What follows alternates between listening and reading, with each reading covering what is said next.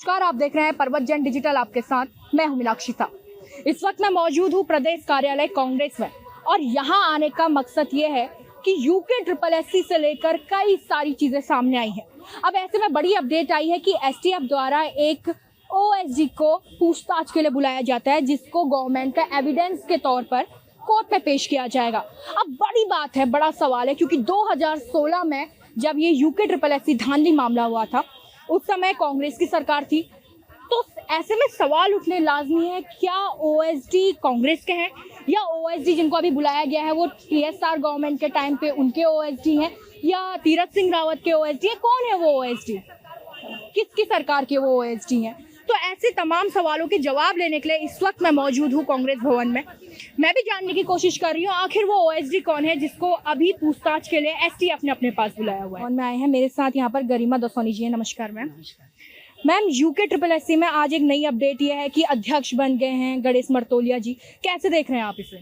नहीं, मैं इसे स्वागत योग्य फैसला देखती हूँ, क्योंकि गणेश मर्तोलिया जी जो हैं उनका ट्रैक रिकॉर्ड बहुत अच्छा है, उनकी छवि बहुत स्वच्छ है और एक ईमानदार ऑफिसर के रूप में, एक निष्ठावान ऑफिसर के रूप में वो जाने जाते हैं।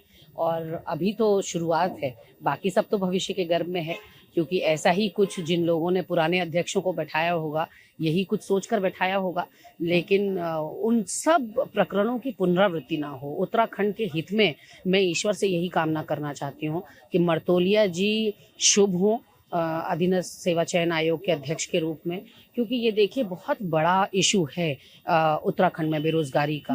हमारे युवा टकटकी लगाकर इस आयोग के चेयरमैन की ओर देखते हैं और चेयरमैन के ऊपर बहुत कुछ डिपेंड करता है, पूरा सिस्टम डिपेंड करता है। और मेरे युवाओं के हित की जो बात होगी वो ही गरिमा दसौनी के लिए स्वागत योग्य होगी। और अभी तो फिलहाल मैं इसे एक अच्छे कदम के रूप में और एक शुभ संकेत के रूप में देखती हूँ। अच्छा, कल की एक खबर है कि एसटीएफ द्वारा पूर्व मुख्यमंत्री के ओएसडी को पूछताछ के लिए बुलाया जाता है। कुछ पता चल पाया वो कौन पूर्व मुख्यमंत्री? क्या हरीश रावत जी हैं वो पूर्व मुख्यमंत्री? ये मैं भी कयासी लगा सकती हूँ, क्योंकि आपकी तरह मुझे भी केवल समाचार पत्रों से या पोर्टल से इस बात की जानकारी मिली है। अब अंदर तक तो एसटीएफ ही घुसा हुआ है, वही बता सकता है या फिर सरकार बता सकती है।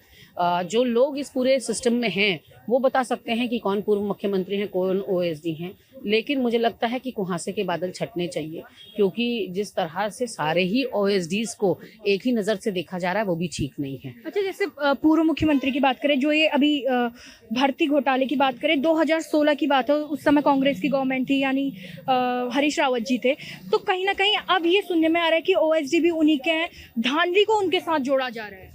नहीं, मुझे वही तो मैं कह रही हूँ कि जनता को पारदर्शिता के साथ, साफ गोई के साथ सब कुछ जानने का अधिकार है। इस राज्य में क्या क्या हुआ, कब कब हुआ, किस किस के द्वारा हुआ, ये लोकतंत्र में बहुत ज़रूरी है कि सफाई और जनता को आप सब कुछ साफ साफ बताएं, क्योंकि जनता ही वोट देती है और जनता से ही सरकार बनती है, जनता के लिए ही सरकार बनती है। तो किसकी सरकार में क्या हुआ, कहाँ धांधली हुई, कहाँ भ्रष्टाचार हुआ, देखिए सारे लोग एक जैसे नहीं होते। अगर सेब की पेटी भी हम देखें तो 2-3 सड़े गले सेब मिलेंगे, पूरी पेटी खराब नहीं मिलेगी।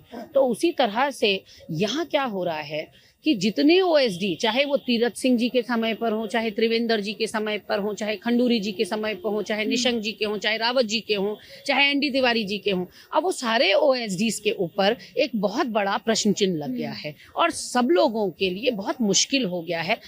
देखिए, उम्र लग जाती है आदमी को मान सम्मान कमाने में, और एक सेकंड भर लगता है उस मान सम्मान को ठेस पहुंचाने में या चोट पहुंचाने में।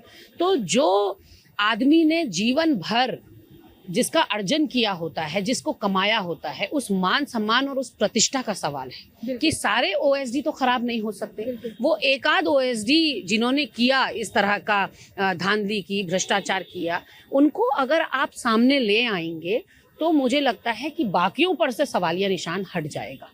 बाकियों को फिर मुंह छुपाने की जरूरत नहीं पड़ेगी और वो दलेरी के साथ सीना चौड़ा होकर समाज में घूम पाएंगे। आज तो हर ओएसडी को आदमी जो है एक चोर भरी नजरों से देख रहा है, एक शक भरी नजरों से। ओएसडी के सामने आने के बाद अभी तक तो उनका नाम गुमनाम रखा गया, लेकिन अगर वो नाम सामने आ जाता है तो उसके बाद जो मुख्यमंत्री उस समय होंगे, तत्कालीन मुख्यमंत्री, उनके ऊपर भी एक प्रश्नवाचक चिन्ह तो पक्का खड़ा हो जाएगा। निश्चित तौर पर अपने स्टाफ को संभालना तो मुख्यमंत्री के ही जवाबदेही होती है, ऑल्दो वो डायरेक्टली लिंक नहीं होता, क्योंकि ओएसडी जो अपने स्तर पर कर रहा है उसका कई बार भान भी नहीं होता मुख्यमंत्री को। मुख्यमंत्री को पता भी नहीं चलता है कि मेरे अधीन काम करने वाला ओएसडी क्या कर रहा है, किसकी नियुक्ति करवा रहा है या कौन से ऑफिस से क्या काम करवा रहा है।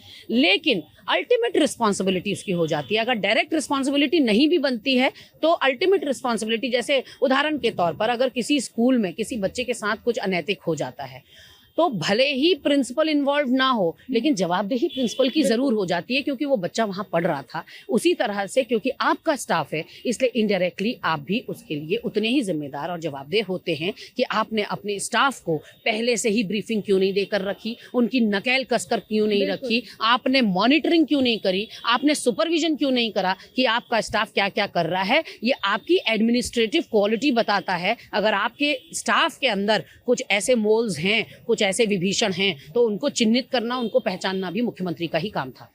त्रिवेंद्र सिंह रावत जी लगातार हरीश रावत जी के ऊपर निशाने कर रहे हैं। उनका बार बार ये कहना है, तीखे सवाल कर रहे हैं कि 2016 में जिस समय ये सारी धांधली हुई, आयोग भी हरीश रावत जी के समय पे बना हुआ है। कहीं ना कहीं जिम्मेदार हरीश रावत जी हैं और अब हरीश रावत जी भी उन पर पलटवार कर रहे हैं। त्रिवेंद्र रावत जी बहुत बेतुकी बात कर रहे हैं और मैं हतप्रभ हूँ। मैं खास करके इस बयान से बहुत हतप्रभ हूँ, क्योंकि मुझे ऐसा कतई नहीं अपेक्षित था कि एक व्यक्ति जो इतने ऊंचे पद पर रह चुका हो वो इतनी बचकानी बात करेगा। आपने आयोग की ज़रूरत नहीं है, अधीनस्थ सेवा चयन आयोग जैसी संस्थाओं की उत्तराखंड को ज़रूरत नहीं है, ये कहकर कहीं ना कहीं आपने अपना अपरिपक्वता का परिचय दिया है। इसलिए क्योंकि गलती देखिए आयोगों में नहीं होती, गलती होती है आयोग के अंदर कार्यरत कर्मचारियों में, अधिकारियों में। तो जब हमारे किसी भी शरीर के अंग में फोड़ा हो जाता है, हम फोड़े का इलाज करते हैं, उस शरीर के अंग को निकाल कर काट कर नहीं फेंक दिया करते। उसी तरह से बीमार अगर अधीनस्थ सेवा चयन आयोग हो गया था भ्रष्टाचार के चलते, तो उस बीमारी को दूर करने की जरूरत थी। जिस वक्त मुख्यमंत्री जी ने सारी भर्तियां लोक सेवा आयोग को दी थी, उस वक्त भी मैंने ये प्रश्न उठाया था कि मुख्यमंत्री जी आप गलत कर रहे हैं, पासिंग द पार्सल मत खेलिए। ये गलत है कि एक आयोग भ्रष्टाचारी निकल गया तो दूसरे आयोग को उसका काम सौंप दीजिए। No, you should be holding that आयोग रिस्पॉन्सिबल। आप अधीनस्थ सेवा चयन आयोग में अच्छे लोग भर्ती करते, अच्छे लोगों को पद देते, वहां साफ सुथरी छवि के लोग बैठाते, जो लोग अधीनस्थ सेवा चयन आयोग की ही कील नोकों को ठीक करने का काम करते। एक से दूसरे आयोग पर काम को ट्रांसफर कर देना इज वेरी इजी। ये तो एस्केपिस्ट रूट है, ये तो बचने का रूट है कि भाई मीनाक्षी ने अच्छा काम नहीं किया तो गरिमा को दे दो। मीनाक्षी को बनाइए ना उतना काबिल, उतना सक्षम, उसके अंदर वो काबिलियत पैदा करिए, तब तो माना जाएगा कि आपके हाथ में क्षमता है, आपके पास क्षमता है। लेकिन आज भी जो उन्होंने स्टेप लिया मर्तोलिया जी को अध्यक्ष बनाने का, अब ये बेमानी लग रहा है। आप तो भर्तियां सौंप चुके हैं, UKSSC की भर्तियां आपने लोक सेवा को सौंप दी, इधर आपने चेयरमैन बैठा दिया अधीनस्थ सेवा चेयरमैन करेगा क्या? ये तो बताइए कि उसका काम क्या होगा। अब तो बेमानी सा लग रहा है कि चेयरमैन भी बना रहे हैं लेकिन काम चेयरमैन के पास कुछ नहीं है, क्योंकि लोक सेवा आयोग वो काम करेगा। जरूरी बात मीनाक्षी जी ये कहनी है कि लोक सेवा आयोग आपने बनाया, लोक सेवा आयोग की क्या गारंटी है कि उसमें भ्रष्टाचार नहीं हुआ? अभी उन्होंने पेपर कराया था हाल ही में, 11 प्रश्न गलत लगा दिए थे लोक सेवा आयोग ने। तो कोई भी किसी की गारंटी नहीं ले सकता कि ये जो हमने बनाया ये बहुत अच्छा है, जो हरीश रावत ने बनाया वो बुरा है। मुझे लगता है अधीनस्थ सेवा चयन आयोग जैसी संस्थाएं किसी भी राज्य के लिए एक असेट होती हैं। हम गौरवान्वित हैं कि उत्तराखंड के पास अपना चयन आयोग है और उत्तराखंड के युवाओं के हित में भी यही है कि आपके पास अपना भर्ती आयोग है। लेकिन आपने एक बात कही कि अपना आयोग है, अपने आयोग ने अपनापन जैसा कुछ नहीं दिखाया। सवाल तो यही है ना? ये बहुत ही दुर्भाग्यपूर्ण है कि उत्तराखंड, कहते हैं ना कि अपनों ने लूट लिया, गैरों में कहाँ दम था और मेरी तो किश्ती वहां डूबी जहां पानी कम था। ये कौन सोच सकता था कि उत्तराखंड को बाहरी अधिकारी लूट रहे हैं, दीमक की तरह चाट रहे हैं। ये तो अमूमन देखने को मिल रहा था। लेकिन ये सारे जो 3 लोग सस्पेंड हुए हैं या गिरफ्तार हुए हैं, ये तो अपने थे, ये तो उत्तराखंडी थे। इन्होंने तो अपनों के ही पीठ में छुरा भोंक दिया, तो अपने ही गिराते हैं नशे मन पे बिजलियां। तो कहीं ना कहीं बहुत दुर्भाग्यपूर्ण है, अनफॉर्चुनेट है।